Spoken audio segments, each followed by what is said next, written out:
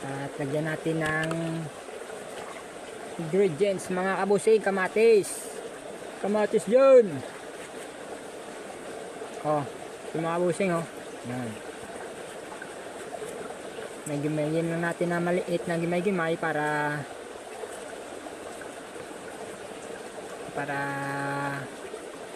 ang lasa niya pumunta sa isda. Yan. Para masarap. Yan. Oops. Wow. Mamaya mga kabusing, kain po tayo. Masarap pong kinilaw.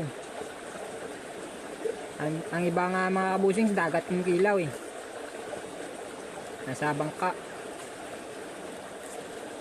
Dito mga kabusing sa ilog lang tayo.